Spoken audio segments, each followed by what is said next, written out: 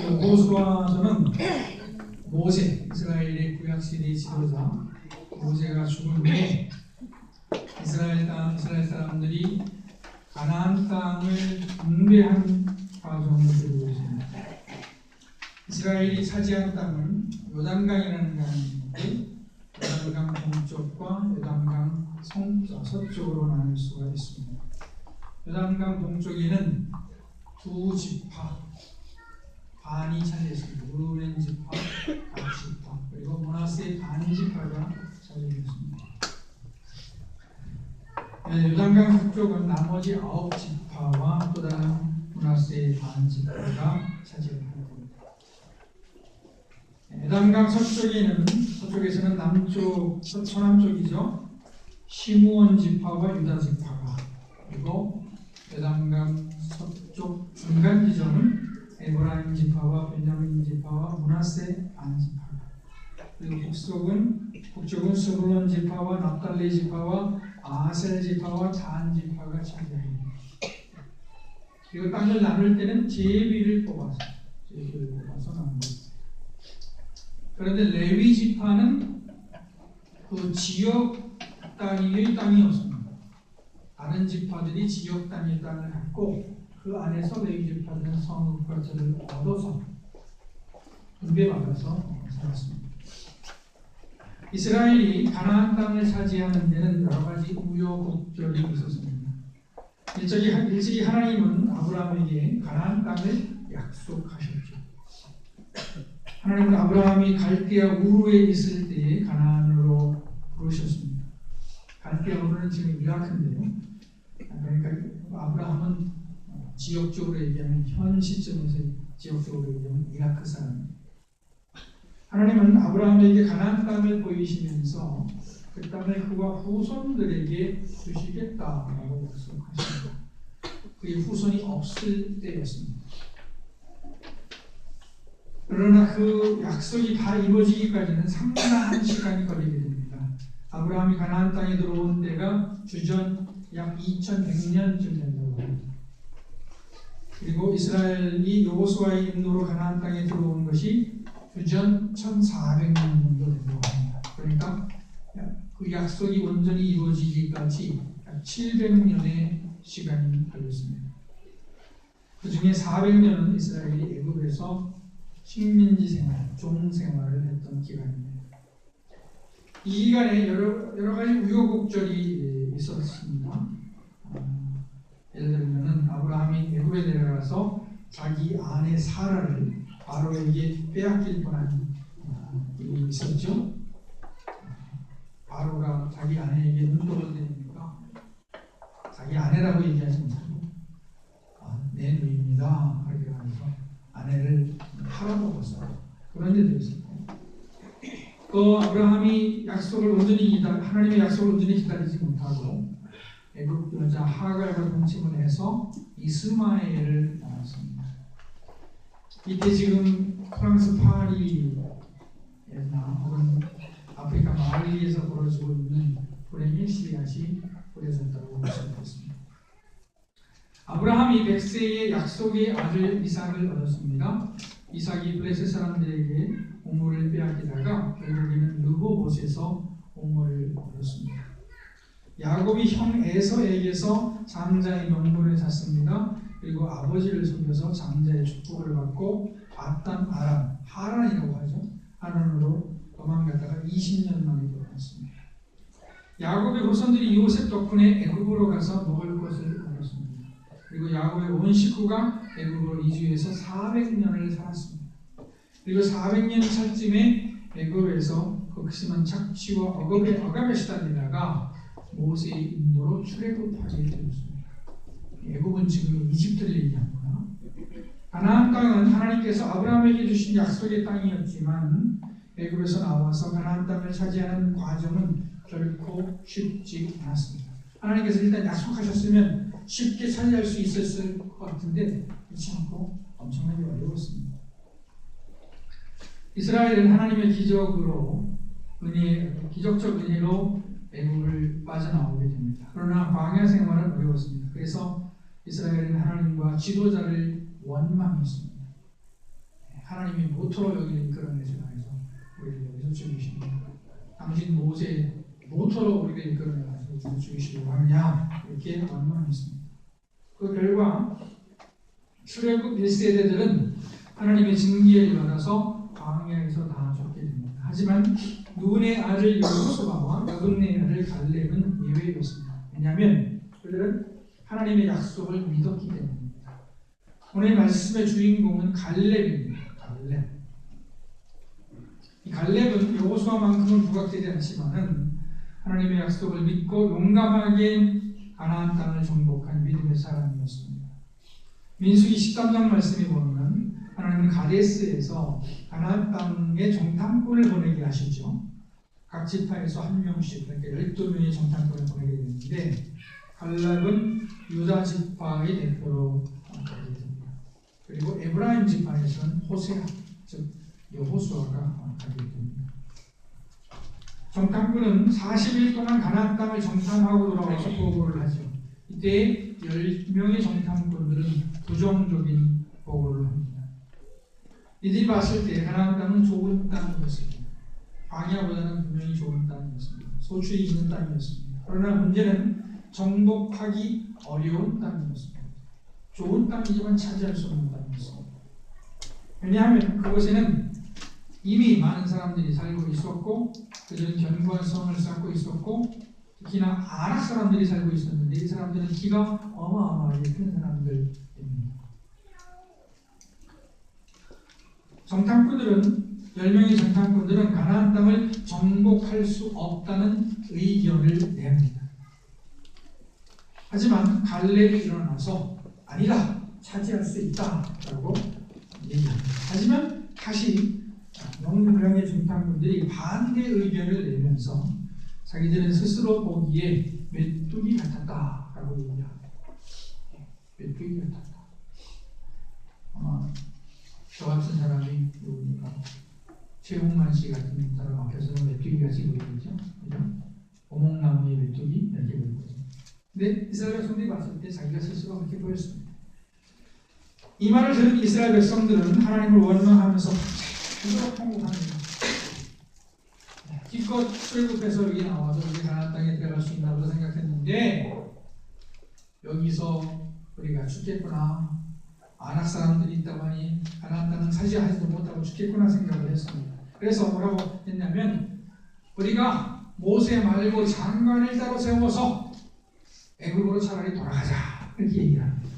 어떻게 나온 애굽인데 다시 돌아가자라고 얘기를 합니다. 기가 막힌 상황이지요. 이때 갈렙과 여호수아가 일어나서 백성들을 진정시키며 가나안 땅을 차지할 수 있다고 말하지만 역부족입니다. 백성들은 갈렙과 여호수아를 돌로 치려고 합니다. 이때 하나님의 영광이 이스라엘 가운데 나타납니다. 위급한 상황에서 하나님께서 직접 개입하신 것이죠. 제가 한번 말씀드려야 될 것 같은데 얼마 전에 통곡로의 서시차례에서 야훼의 통곡 보훈으로 다녀왔습니다. 송리상이 것이죠. 거기 보나콘 공동체라는 것이 있었는데 그 공동체에서 처음에 거기 농촌에 가서 이제 농사를 노는 사람들이 공동체를 형성하다 보니까 어려움이 많았다고 합니다. 예, 제일 어려움이 뭘까요? 경제적 어려움이 있고 먹을 것이 없으니까 이랬었거든요. 이분들이 날마다 예배를 드리고 성경 공부를 하고 그러는데 힘드니까 운영 방식에 대해서 이견이 생겨가지고 싸움을 하게 됩니다. 말란 논쟁을 계속 한 거죠. 믿지 않는 사람들처럼 무슨 주먹질을 하면서 싸우지는 않겠습니다만은 논쟁을 하게 됩니다. 그래서 막 치열하게 싸웠다고 합니다. 엄청나게 막 속된 표현은 박터지게 싸웁니다. 근데 싸우는 중에 성령님께서 갑자기 임하시더라고요. 그래서 막 회개하고 다시 공동체가 회복이 됐다고 얘기를 들었는데요. 경우와 성격은 다르지만 이스라엘이 광야 한가운데서 싸우고 있을 때에 하나님의 영광이 나타났습니다. 하나님께서 나타났습니다. 개입하셨습니다. 이스라엘 백성이 하나님을 불신하며 모세나 지도자들을 위협할 때에 종종 하나님의 영광이 나타났습니다. 하나님의 영광이 어떻게 나타나는지는 자세히 알 수 없습니다만 그러나 아마도 말하지 않아도 누구나 하나님의 임재를 느낄 수 있게 되었을 것입니다. 하나님의 영광이 나타나고 하나님께서 말씀하셨습니다. 나를 거역한 20세 이상의 성인들은 가나안 땅에 들어가지 못하고 다 광야에서 죽을 것이다. 40년 동안 너희 죄악을 질 것이다 라고 말씀하십니다. 이 일은 이스라엘이 애굽에서 나온 지 11일 만의 일이었습니다. 만약 이스라엘 사람들이 갈렙의 말대로 가나안 땅을 이때 정복했으면 40년 동안 광야에서 고생하지 않았을 것입니다. 그러나 이때 하나님을 불신하고 원망하며 불평했기 때문에 이스라엘은 광야에서 40년을 보내게 되고 결국 출애굽 1세대는 이 40년 기간 중에 다 죽게 됩니다. 오직 갈렙과 여호수아만 남습니다. 오늘 읽은 여호수아 14장 말씀을 보면 갈렙은 늙었지만 아직도 믿음의 대장보다는 모습을 보여주고 있습니다. 오늘 읽은 말씀에 등장하는 갈렙은 85세입니다. 85세. 오늘 아침에 뉴스를 보니까 김영삼 대통령께서 돌아가셨다고 하는데 27년생이시더라고요. 27년생이면 몇 세냐? 27년생이면 89세. 우리 나이로 89세. 89세. 돌아가실 날이에요. 85세 정도 되십니다. 광야 40년을 지나고 한참 젊었던 갈렙이 85세가 노인이 되었습니다. 85세의 갈렙은 가나안 땅을 정복하는 과정에서 여호수아에게 나와서 이 산지를 내게 달라고 얘기하려고 합니다. 이때는 이제 어디 있는 거냐면 가데스 바네아에 있는 것이 아니라 길갈 걷는 근처에 있는 요단강 동쪽에 있는 것. 여기서 그 요단강 서쪽을 바라보면서 요단강 서쪽에 땅을 달라고 요구를 하는 겁니다. 근데 이 갈렙이 요구하는 산지는 어디냐면 헤브론 땅입니다. 헤브론은 900m가 넘는 고산지이고요. 이 이름은 기럇 아르바라고 하고 마므레라고 합니다. 이 땅에는 아브라함과 이삭과 야곱의 묘가 있다고 합니다. 다윗이 처음 왕이 된 곳이기도 합니다. 그런데 문제는 이 땅이 아낙 자손이 거하는 땅이었다 하는 것입니다. 40년 전에 이스라엘을 낙담시킨 사람들이었습니다. 그리고 아직도 이스라엘에게는 큰 두려움을 주는 사람들입니다. 그러나 갈렙은 담대하게 그 아낙 사람들이 살고 있는 헤브론을 달라고 요구했습니다. 말하자면 아까도 말씀드렸습니다. 제가 최홍만 씨하고 한번 붙어서 이겨버리다는 것도 같습니다. 최홍만 나와라. 내가 한방 쳐주겠다 하는 것도. 그런데 놀랍게도 하나님은 갈렙으로 하여금 헤브론을 점령할 수 있게 하셨습니다. 갈렙에게서 배울 점이 무엇입니까? 우선 절망적 상황에서 가능성을 볼 수 있는 비전을 가졌다는 것입니다. 갈렙이 40세였을 때에 가나안 땅을 정탐했습니다. 갈렙과 호세아 즉 여호수아 외에는 모두 가나안 땅을 점령할 수 없을 것이라고 했습니다. 그러나 갈렙과 여호수아는 점령할 수 있다고 믿었습니다. 어떻게 보면 다른 10명의 정탐꾼이나 갈렙과 여호수아는 모두 본대로 보고했을 뿐입니다. 그런데 10명의 정탐꾼에게는 가능성이 안 보였고 갈렙과 여호수아에게는 가능성이 보였습니다. 갈렙과 여호수아가 훌륭했던 것은 가능성을 볼 수 있는 눈을 가지고 있었다. 믿음의 눈을 가지고 있었다는 것입니다. 가끔 어린 아이들이나 청소년들이 사소한 문제를 가지고 근심하며 걱정하는 것을 볼 수가 있습니다. 어른들이 볼 때는 그 문제는 별로 어려운 것이 아닌데 큰 어려움을 겪고 극복한 경험이 없는 아이들에게는 태산같이 어려운 문제를 생각해서 한근심하게 되는 것이죠. 똑같은 문제라도 그 문제를 보는 사람의 능력에 따라서 그 문제가 어렵게 보일 수도 있고 쉽게 보일 수도 있습니다. 거제하고 그제 약 이틀간 오셔서 우리 교회에서 김장을 했습니다. 김장을 만약에 저에게 하라 그랬으면 제가 난감했을 것 같아요. 한 번도 해보지 않았으니까, 그죠? 어디 가서 배추를 사야 할 것이냐부터 시작해가지고 어디 가야 배추가 싼지 모르잖아요. 그래서 저는 아마도 연세 드신 여자분들한테 전화를 하겠죠. 어떻게 해야 됩니까? 그리고 인터넷을 검색하겠죠. 그리고 저한테 혼자는 아니겠지만 저도 좀 주도적으로 하려면 겨우 할 수는 있을 것 같아요. 겨우 몇 개월에 걸쳐서 준비를 철저히 한다. 근데 지금 제가 이렇게 됐으니까 좀 생각해야지. 제가 더 어렸을 때 하라고 했으면 다 못하겠는데요. 이렇게 얘기했습니다. 문제를 만났을 때 객관적인 상황을 너무 생각하다 보면 생각할 수 없다고 생각이 들고 생각할 수 없다고 생각이 들면 할 수 없는 이유만 생각이 납니다. 그러나 어쨌든 할 수 있다는 생각이 들면 무슨 이유로든지 간에 어쨌든 간에 할 수 있을 것 같은데 그 생각이 한번 들면 할 수 있는 방법의 생각이 나게 되는 것이죠. 우리가 살 때 안악자들과 같은 장애물들을 만날 수가 있습니다. 아무리 생각해봐도 이 문제를 해결할 수 없습니다. 그때 우리는 두 가지를 선택할 수 있을 것입니다. 처음부터 포기하거나 그리고 아니면 실패를 무릅쓰고 도전하는 것입니다. 아니면 낙심하고 좌절하고 원망하고 불평할 수도 있겠습니다. 물론 무모한 도전을 할 필요는 없을 것입니다. 그러나 분명한 한 가지 사실은 무모한 것처럼 보이는 도전을 할 때 위대한 성취를 한다는 것입니다. 예를 들어서 미국의 유명한 라이트 형제라는 사람들이 있습니다. 오빌 라이트와 윌버 라이트라는 사람들인데 그 사람들은 최초로 비행기를 만든 사람들입니다. 동력을 이용한 비행기. 이분들은 수많은 실패를 했습니다. 그러다가 결국 1903년도에 비행기를 만들어서 동력 비행, 장거리 동력 비행에 성공했다고 합니다. 요즘에 잘 때는 무슨 꿈을 꾸었는지 제가 잘 기억이 나지 않습니다. 요즘에는 어저께도 좀 꿈을 꾸었고 그저께도 꿈을 꾸었는데 그렇게 좋은 꿈은 아니었던 것 같아요. 약간 좀 나쁜 꿈을 꿨던 것 같은데 기억은 잘 안 나요. 근데 그전에 흔히 제가 꿈을 꿨던 기억이 나는 게 뭐냐면 마치 손오공이 지팡이를 들고 하늘을 나는 것처럼 저도 스케이트보드 타는 자세를 하고 하늘을 날아가다가 신기해하며 몇 번이고 다시 해보는 그런 꿈을 꿨습니다. 이거 보고 있다가 보면은 올라가더라고요. 제가 올라가다가 나는 내가 딱 물려봐요. 이거 꿈 아니야?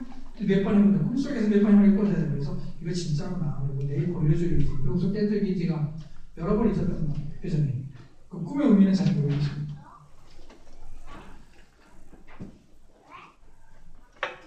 인생의 꿈은 도전할 때의 꿈이 현실이 될 수 있습니다. 물론 말할 수 없는 어려움이 있지만 그러나 꿈이 실현되기 위해서는 꿈을 꾸고 도전해야 할 것입니다. 많은 사람들은 허황된 꿈을 꾸기보다는 현실에 안주하려고 합니다.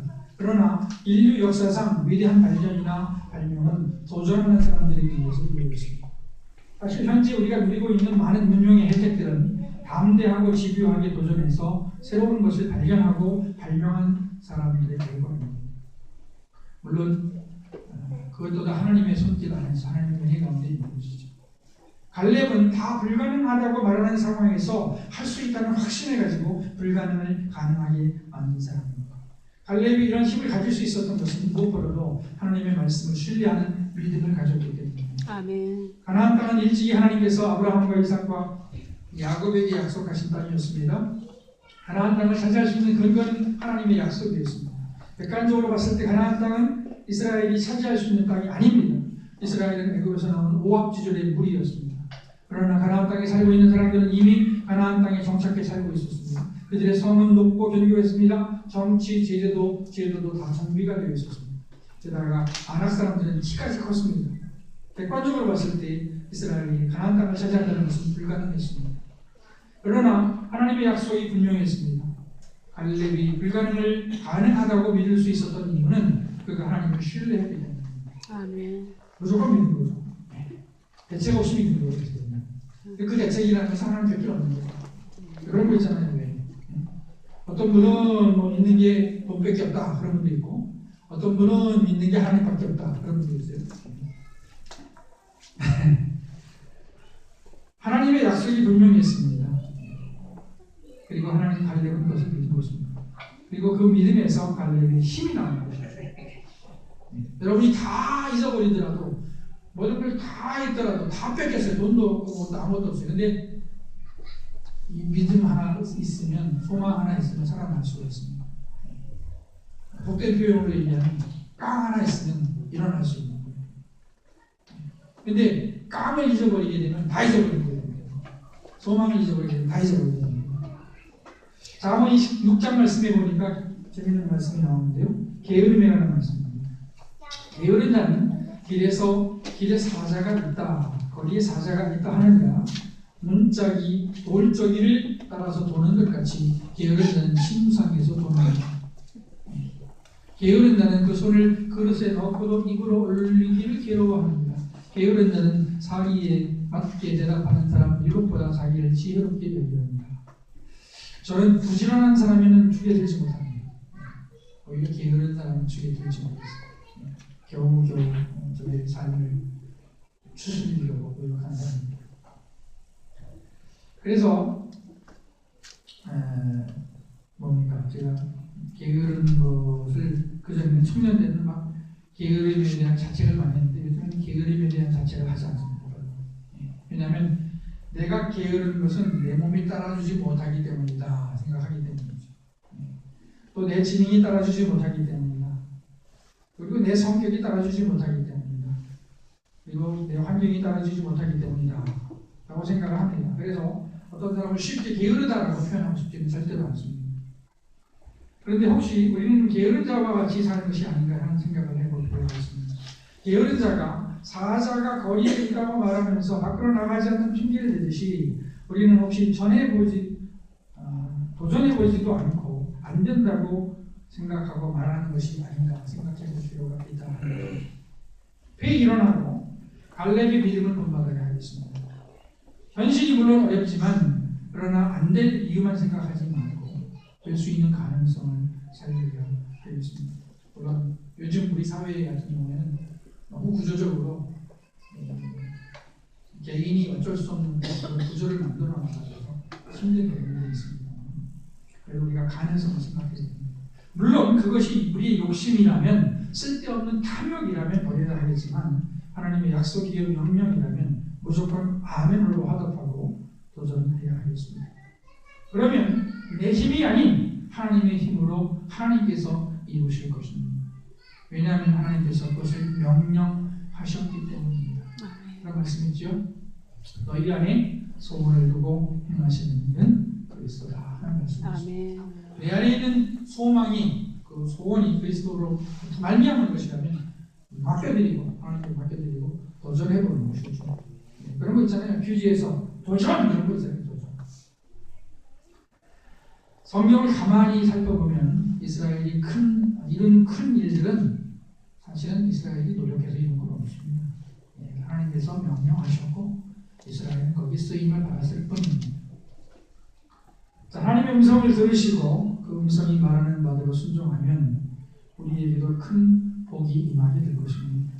그리고 하나님의 이름도 높아질 것입니다. 우리 모두 갈렙의 믿음을 갖게 되기를 축원합니다. 기도하시겠습니다.